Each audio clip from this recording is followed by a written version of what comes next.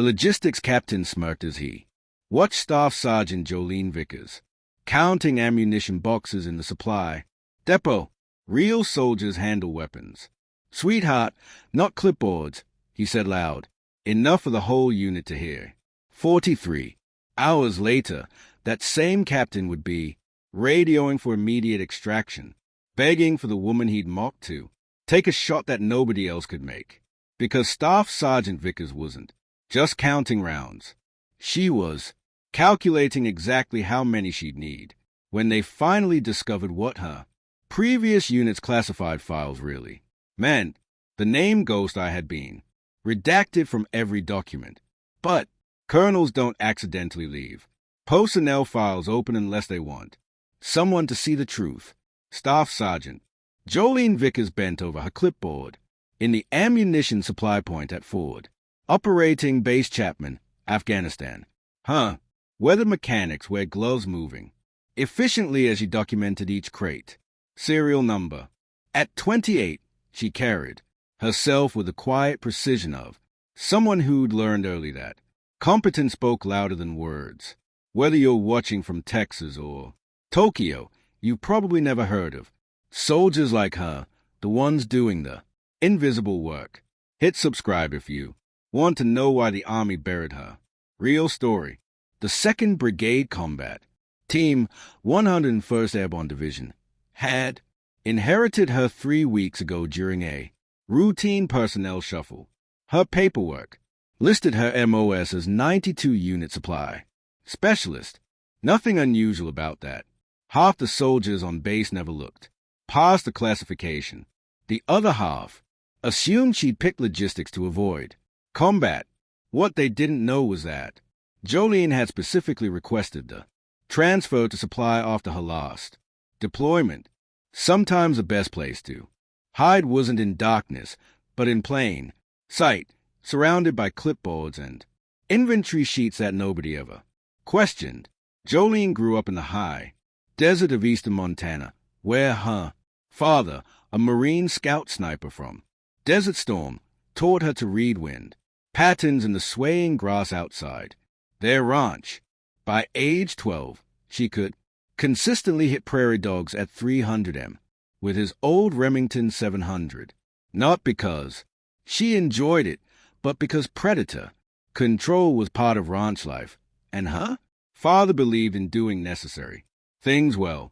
He'd spend hours with her at their makeshift range, teaching her about ballistic coefficients, spin, drift, and the Coriolis effect, not as military tactics, but as physics lessons.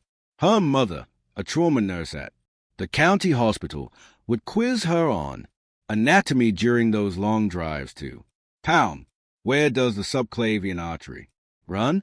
What happens when hydrostatic shock hits the thoracic cavity? Strange lessons for a teenage girl, but in their family, knowledge was currency. She enlisted at 19, tested into the Army marksmanship unit, and eventually found herself attached to a classified special operations task force. She'd graduated as an honor student from the Special Operations Target Interdiction course, qualified expert on 7 different weapon systems. The code name Ghost Eye had been earned in Helmand Province, not for killing, but for her ability to spot disturbed earth patterns that indicated IEDs, saving her unit from 12 different ambushes. Her classified addendum showed 8 confirmed high-value target eliminations, each one preventing mass casualty events.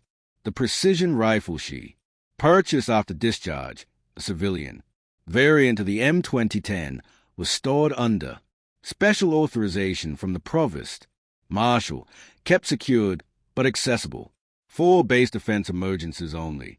The problem started when Captain Derek Morrison arrived as a new logistics officer, fresh from the logistics captain's career course at Fort Lee. He had opinions about efficiency and even stronger opinions about female soldiers in combat zones. During his first inventory inspection, he found Jolene organizing ammunition by lot numbers instead of just caliber. Why are you wasting time with this level of detail? Sergeant, he demanded, his voice carrying across the depot. The other supply personnel stopped working to watch. She explained that separating lots helped identify potential defects if rounds failed downrange, but Morrison cut her off. This isn't sniper. School, Vickers, you're here to count boxes, not pretend you understand. Ballistics.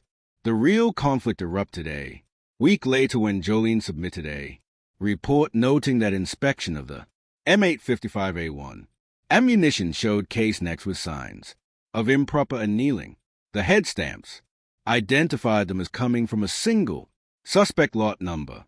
Morrison laughed openly during the staff meeting. Our supplies sergeant thinks she's a metallurgist now, he announced to the room of officers and senior NCOs. Lieutenant Colonel Patricia Webb, sitting at the head of the table, said nothing but made a note in her folder.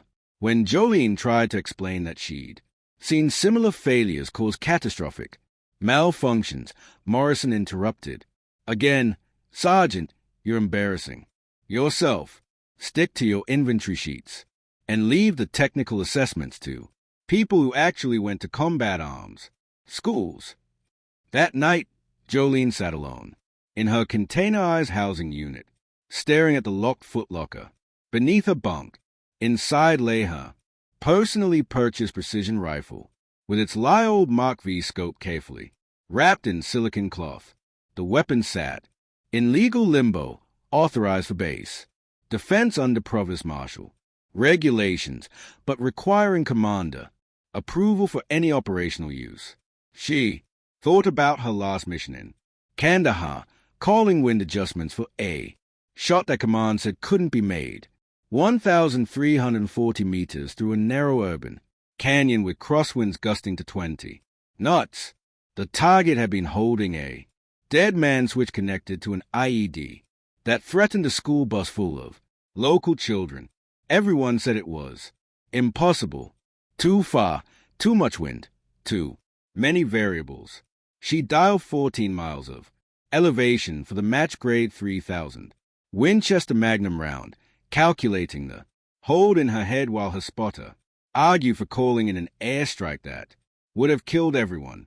Now she counted boxes while officers who'd never seen real combat told her she didn't understand ammunition. Her phone showed 3 missed calls from her father. She didn't call back.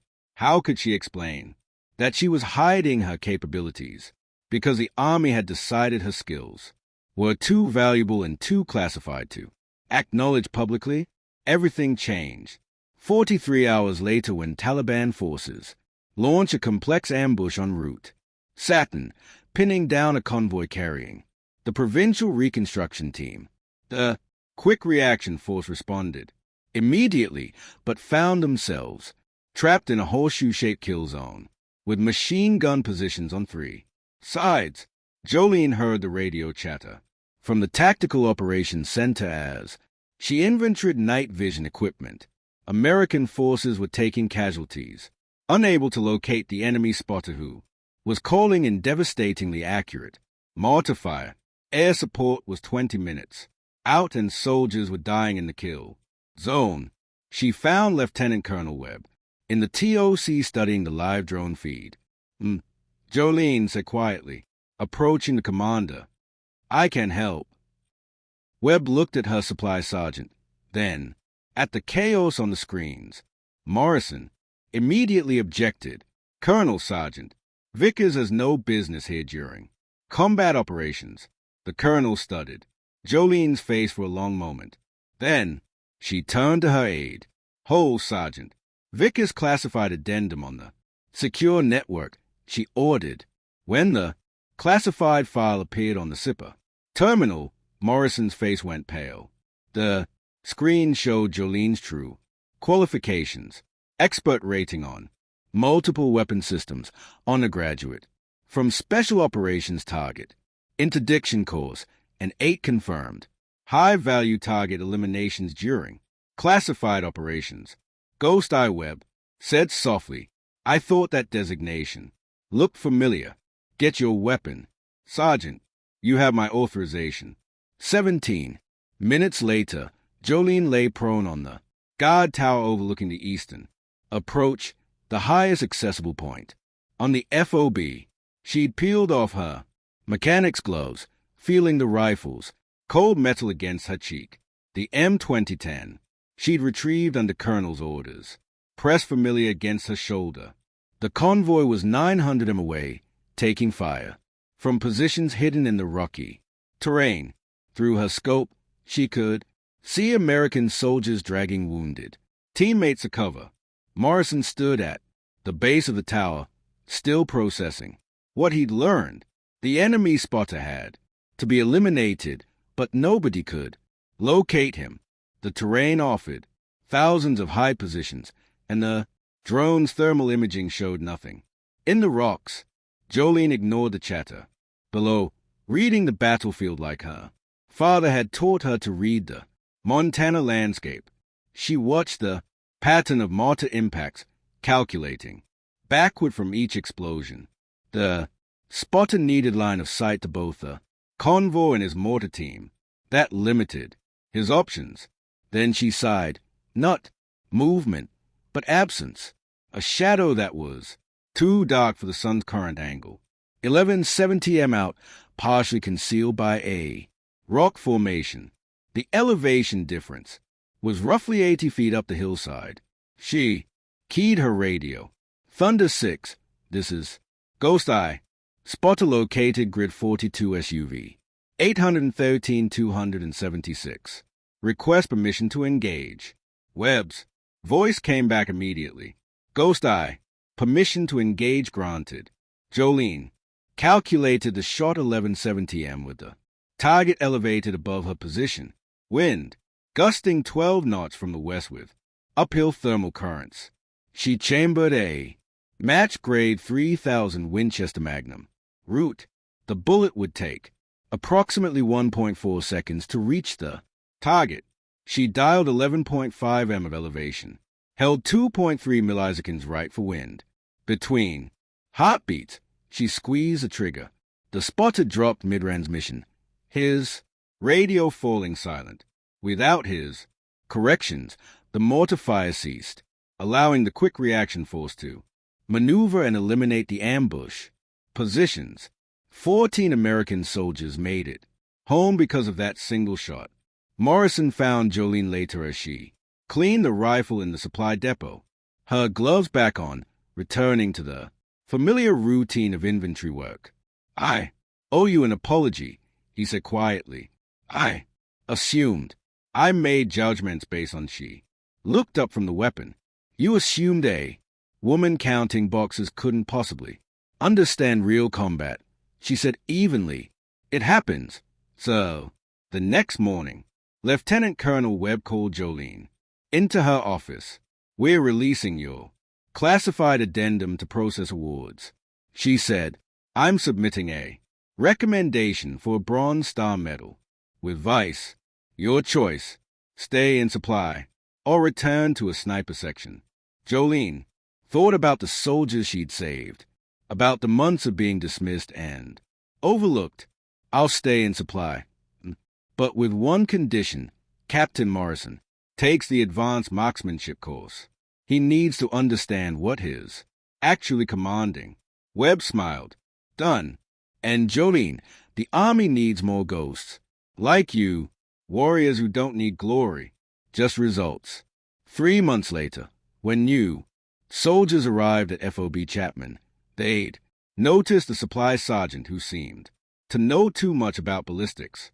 But now Morrison would quietly pull them aside. Respect Sergeant Vickers. He'd tell them, you have no idea what she's capable of. The Ghost I still watched. She just preferred counting magazines to counting kills.